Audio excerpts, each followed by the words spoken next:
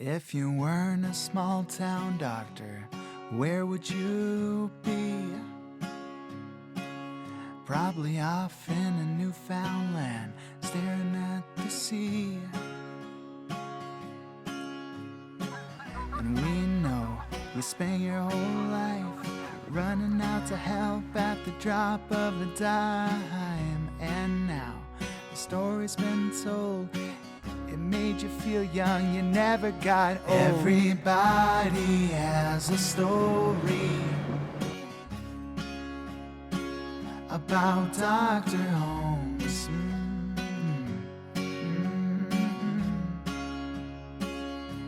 Yeah, everybody has a story. Hi, Dr. Holmes. Hello, my name is Dwight Gross, coming to you from the top of the ski area in Fernie, British Columbia. Hi, this is Marge Tennell, and I'm coming to you from the Tennell farm at Isham, Saskatchewan.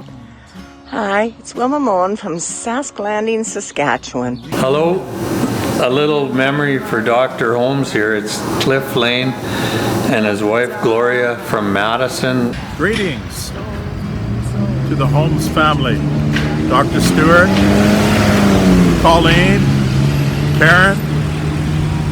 Greetings, spring greetings from Kamakura, Japan. Hi, I'm Marie Knudsen. I have known Dr. Holmes for over 40 years. I'm a lab tech and work with him. I have a story about him. I'm KO here. They call me KO. And Dr. Holmes and I are pretty close to the same age. And we've known one another for many, many years. And he's a very good friend of mine and was my doctor all through the years. Hello. Jason, do you have a favorite story of Dr. Holmes? Dr. Holmes. Yes, I was at Karen Holmes's cabin. The stories about Dr. Holmes getting stitched up at midnight and stuff, but I have one story I'd like to share. 50 years ago, when Michael and I were junior high school age, we had the pleasure of your visit to our house on 5th Avenue one evening. Well, Anna, my favorite story about Dr. Holmes is when our dear mother was so sick and had to spend a lot of days on the couch and just didn't have the energy to get up, and she'd really lost her appetite. I took my dad to see Dr. Holmes near the end of his practice. Dad couldn't hear or see, and Dr. Holmes had some deficiencies too. I was lying on the examining table, and you told me I needed a cesarean section. It was a Saturday afternoon, and Dr. Holmes phoned me to come up. I wasn't on call, but he told me I had to come anyway. I came up to the hospital, and he was busy with an emergency with a patient. When he came out for a bit of a break, he said, I don't feel very good. Could you just do some blood tests on me? We were having a few beverages, and Dr. Holmes had just gone down east, which he always liked to do. My mother, Muriel, was a nurse with Dr. Stuart Holmes, as well as his father, Dr. Sam Holmes. He was known by all the specialists in Saskatoon. He was really great at that. He was awesome. Because he had so many sides to him. Through conversations with Dr. Stewart and my mother, I learned of a relationship that was built on compassion and a commitment to their community. I coached the football team. One year we weren't going to have a football team. Nobody was too interested. In the mid-'80s, I was working on a cultivator, and I had the misfortune to walk too close in a hurry and sliced my head open. I was about 20 years old, and Charlotte and I were just married not too long, and she was about to have a baby. My story about Dr. Holmes is when I was pregnant with both my kids. You had to go on a monthly basis for a checkup, and I always used to say, I'm going to play peekaboo with Stewie. The number of babies they delivered and the people they sent on their way, I don't know, but I would like to thank you for the care you gave them and the respect you showed her. My mother thought the world of you, Dr. Holmes, and your wife, Colleen. Anyway, so I get down in the room, and Stuart leans back and then leaned ahead. What brings you here? Dad said, well, Jim did. In emergency, he was really awesome. When you called him, you knew that he was on the other end of the phone and he would be there immediately. He was in control. He was very focused, and he diagnosed quickly and treated. And so many times he sent people out in the ambulance, and lots of times in the ambulance he would come if it was very serious. My husband was in one time. He had an ulcer. And Dr. Holmes told him he knew what it was right away, and he gave him some antibiotics, and he was on his way home. It was bleeding really bad, and I happened to have my half-ton in the pasture with a two-way radio, so I called Isabel, and I had to crawl to the truck, and because I was bleeding bad. Without even giving it a thought, I chose you. Little did I know that surgery had rarely been done in town. Now that's blind faith and enormous trust that I had in you. But I crawled to the truck and got a hold of Isabel and said, get a hold of Dr. Holmes, that I've had an accident. And lots of times in the ambulance, he would come if it was very serious, and he would come to Delisle, and Colleen would follow him, and at Delisle, if all was well and he thought we could make it the rest of the way, he would get out, Colleen would pick him up and take him back home, and we would carry on to the city. So I did a blood test on him, and one of them was a troponin, which is it tells on the heart levels, and it was looking like it was high. So he's back in emergency dealing with the patient, and when he came back out, I said, Dr. Holmes, I think we need to do an ECG on you. As a challenge, Dad sent us to get our dictionaries and then directed us to challenge you, Dr. Stewart, with the most difficult words we could find in the dictionary. Because I had done something to my neck. And he said, what on earth were you doing? And I said, I was moving rocks. I remember when Lorna and I first were married, we had dirt bikes. And every weekend, everybody come to our house at Smith's and ride the dirt bikes, and every weekend there was injuries. Of course, our cabin had a dozen kids in it, and my brother Aaron, when he was about four years old, I'm thinking, maybe a bit younger, he had made many trips to see Dr. Holmes. You probably don't remember this little incident, but it had quite an impact on us, because after an exhausting barrage lasting 30 minutes, you never failed to correctly define any of our chosen words. Doc Holmes used to hunt with my dad, Gordon, down at the ranch lots, but he was more interested in plants and the birds and the bugs, and he lost his shotgun. Which is fine, and then first quarter, everybody was hobbling around because I think he was just excited because he just loved being there and being a part of the football team, and who didn't? I did too. And it was more of a battle than a football game. So he had brought home a jarred rabbit, and it was a rabbit in a jar, and he called me to the kitchen, and he had a spoon, and he dipped in, and you could still see little pieces of fur in the jar, but he scooped it in, and I was like, well, it's my family doctor, it can't be a bad thing if my doctor's giving it to me. What's the problem? And so I had to intercept, said his ankle was swollen up. Oh, any pain?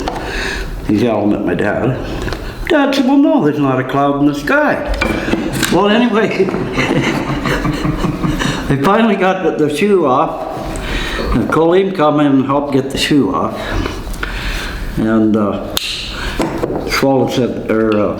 doctor said that ankle's swollen up quite a bit. Does it hurt? And Dad said, well, no.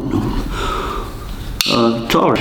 And so Dr. Holmes would come out every day to Dad's here and check on her, and we were having trouble getting her to eat, and I had mentioned that to Dr. Holmes, and so he came out and she was laying in the couch, on the couch at Dad's here, and he went over to her, and everybody that knows Dr. Holmes could just visualize him with his hands behind his back. Stuart leans back and walking back and forth with his hands behind his back. And he's pacing about 4 or 5 feet from her, laying on the couch. Dr. Holmes thought, well, we better tape everybody's ankles up. I was like, wow, okay, that's a lot of ankles, but there was about 20 kids. But he taped everybody up.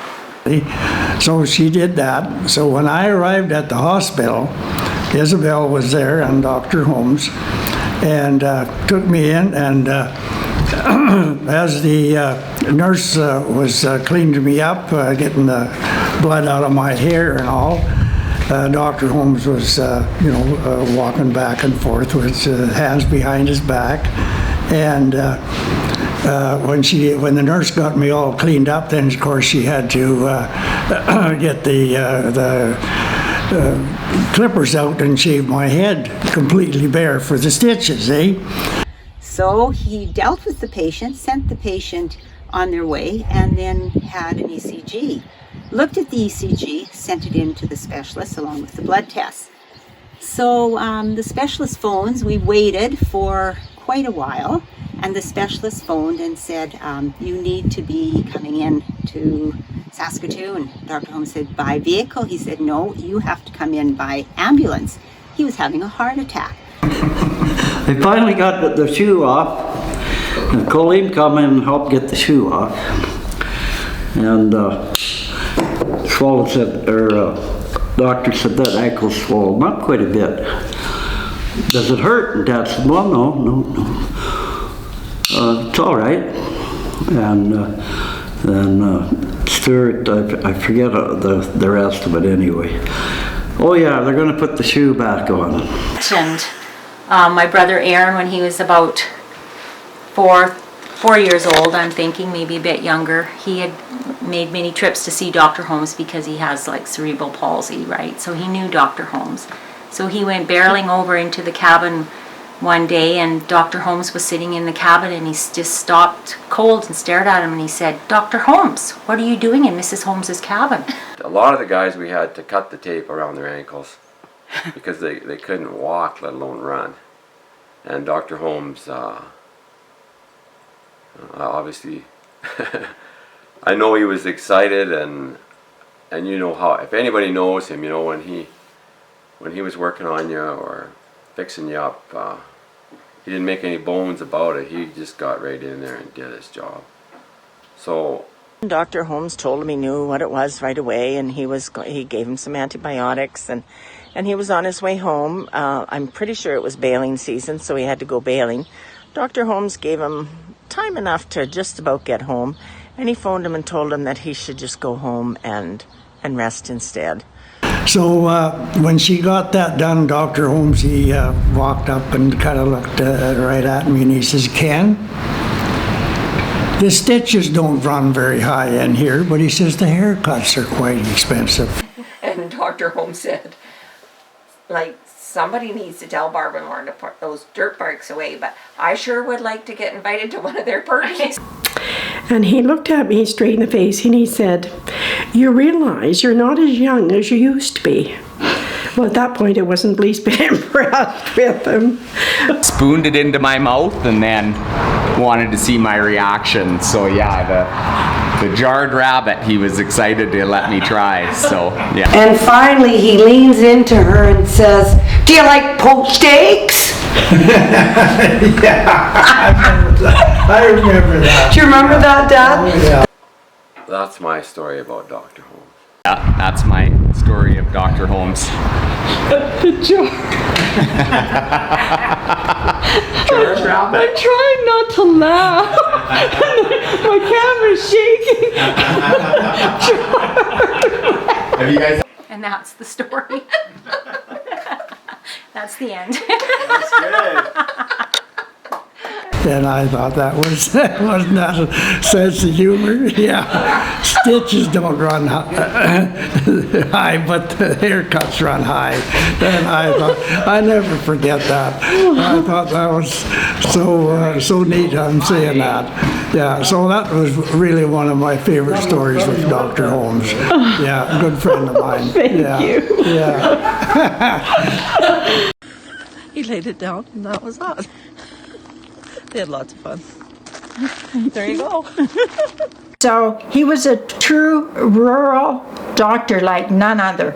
And so we had the benefits of all of those things as well. And no matter where you were or who you were, it didn't matter to Dr. Holmes what your background was or what you'd done. He treated everybody with respect and with honor. And so that was something that was very, very important and spoke so highly of who he was. But no, he's tremendous. He really is just a fantastic person. And he's always been there for us. Like our entire family, like right through from Grandma Steer right straight through to Dad. He kept an eye on him. For the lifetime glow you provided for Eston, it is truly remarkable. Stay well, my friends. Stay well. Thank you, Dr. Stewart, Colleen, and Karen, for the first-class care that you have given to the people of Eston and surrounding area. You are well-loved and will always, always, always be remembered. And so I'm just really honored today to bring up a few memories of Dr. Holmes, and we are so thankful for who he was, for what he did, and so we just want you to know, Dr. Holmes, that we love you. So that was fine. Anyway, the diagnosis was your ankle swelled up, and I don't think either one of them heard much about what the other guy said, really.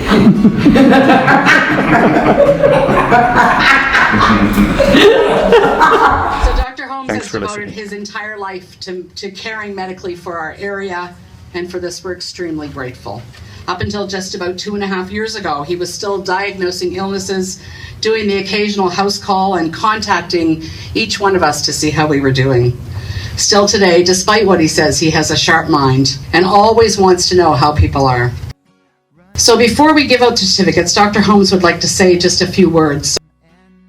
I was an average student at best, but I was not that keen a student either, to the point where my father told me when I was going to go into grade 12, he said, you know, Stuart, if you're going to amount to anything, you better get the hell out of here. You were wishing you didn't quit at 86. I could have kept going, yeah, but time had come. Yes, age 65, I was in my prime. Enjoyment of medicine and the challenges and so on. You know, for me, it was a very stimulating experience. And of course, if there's enjoyment, you're probably going to do a pretty good job. Give up, sort of thing. But we did our best anyway, didn't we? We sure did. Well, perhaps that is fatigue. Yeah. Eh? Well, I'm so excited that you made it to 90 and you look good and Done the Everett? he does. You bet he does. Yeah. Well, thank you very much. Yeah. Thank you Very, for very. all your attention and so on. And it was nice that one of my best friends, Mr. Jack Boyd, was with me today when you discussed things. Yeah. Right on, Doctor.